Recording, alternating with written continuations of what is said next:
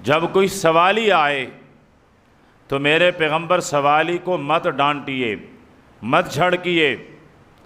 سوالی سے مراد ایک تو دنیا میں کوئی چیز مانگنے والا، کوئی آپ کے پاس آئے اور آپ سے کہیں آٹا چاہیے، چینی چاہیے، میں یہ کہوں گا آپ کے پاس کوئی آ کر کہیں پیٹرول چاہیے، فرمایا خبردار وَأَمَّا السَّائِلَ فَلَا تَنْهَرْ، مت جھڑکنا، دفع ہو جاؤ۔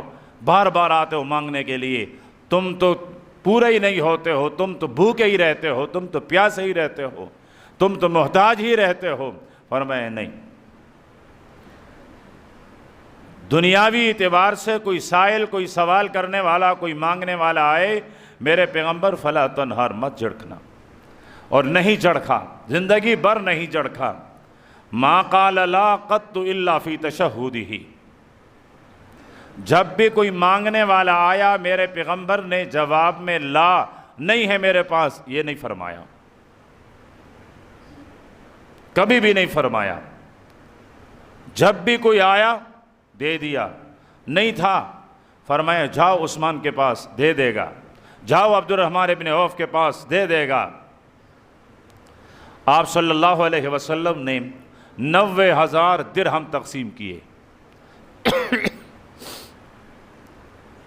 درہم ختم ہونے کے بعد ایک سوالی آیا، اللہ کے محبوب میں بھی تو ضرورت مند ہوں، مجھے بھی دے دے۔ فرمایا اب بچا تو کچھ بھی نہیں ہے، لیکن ایسا کر لیں بازار میں جا، جو تمہاری ضرورت ہے دکان سے خرید کر میرے نام لکھوا لینا۔ حضرت عمر عرض کرنے لگے آقا رب نے تجھے اس کا مکلف تو نہیں بنایا ہے، نہیں ہے تو انکار کر دیں، اپنے آپ کو مقروض بنا رہا ہے، قرض دار بنا رہا ہے، اس کا تو رب نے تجھے مکلف نہیں بنایا۔ زبان مبارک سے جواب نہیں دیا، لیکن چہرہ مبارک سرخ ہو گیا۔ تھوڑی دیر کے بعد جب حضرت عمر کو جواب نہیں ملا اور انہیں آنکھوں کے گوشوں سے دیکھا، اور میرے پیغمبر کے صحابہ نے میرے پیغمبر کو دیکھا بھی زندگی بھر تو آنکھوں کے گوشوں سے دیکھا ہے، کیا مجال کہ کوئی آنکھیں اٹھا کر جمال محمد کو دیکھ لیں؟ یہ تو مجال ہی نہیں تھی کسی آنکھ رکھنے والے کو۔ بھرے کائنات میں ایک ہستی ایسی ہیں جس نے نگاہ بر بر کے دیکھا، وہ حضرت ابوبکر ہے۔ اس کے علاوہ مجلس میں بیٹھے ہیں، کھنانکیوں سے دیکھا، اشاروں سے دیکھا۔ تو حضرت عمر نے بھی حاشیے آنکھ کے کناروں سے دیکھا، چہرہ سرخ ہو رہا ہے۔ عرض کرنے لگے اللہ کے محبوب معافی چاہتا ہوں، مجھ سے غلطی ہو گئی۔ فرمایا ہاں میرے پاس کچھ ہوں دے دوں، یہ کون سا کمال ہے؟ میرے پاس کچھ نہ ہو اور ضرورت مند کے ضرورت پورا کر دوں، مجھے اس لیے پیغمبر بنا کر بھیجا گیا ہے، سید الاسخیاء، تمام سخیوں کا سردار۔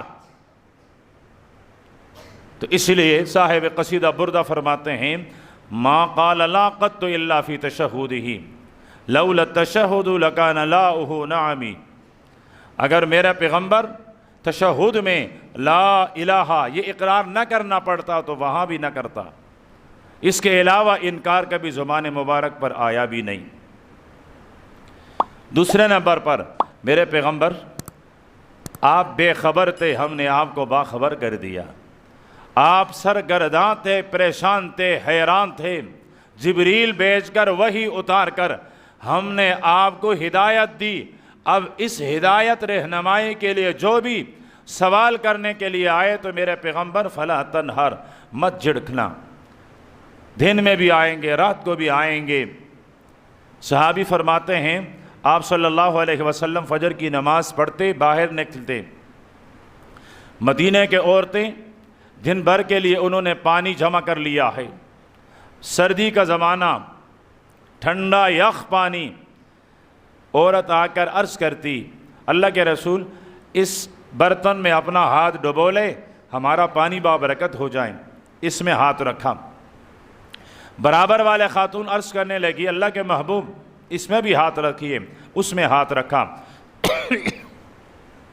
اسی طرح ہاتھ رکھتے رکھتے آپ کا ہاتھ ٹھنڈ کی وجہ سے انگلیاں بے حرکت ہو جایا کرتی تھی، لیکن مجال جو کسی کو انکار کیا کہ مجھے تکلیف دیتے ہو، ہاتھ ٹھنڈے ہو جاتے ہیں اور تم کہتے ہو برکت کے لیے ہاتھ ڈبو ڈبو کر رکھو، نہیں، اس لیے رب کا حکم تھا وَأَمَّا السَّائِلَ فَلَا تَنْهَرْ کہ سائل سوالی کو مت جھڑکنا۔ صحابہ کرام بیٹھے ہیں، بدو آتا ہے عرابی دیہاتی، یا محمد فلاں چیز کے بارے میں خبر دے دینا، آپ صلی اللہ علیہ وسلم دے رہے ہیں، جواب دے رہے ہیں۔ ایک دفعہ ایک بدو سامنے آیا، سواری کی لگام پکڑی، سفر پہ جا رہے ہیں، راستے پر جا رہے ہیں، سواری کی لگام پکڑی، مجھے فلاں فلاں چیز کی خبر دے دیں۔ وہیں رک کر آپ نے سوال کا جواب دیا، تشفی فرمائی، فرمایا اب تو سواری چھوڑ دو، اب تو راستہ چھوڑ دو۔ تو فرمایا وَأَمَّا السَّائِلَ فَلَا تَنْهَرْ سوال کرنے والا دین کے معاملے میں آئے، اپنے ذاتی دنیاوی ضرورت کے متعلق آئے تو فَلَا تَنْهَرْ اس کو مت جھڑکنا۔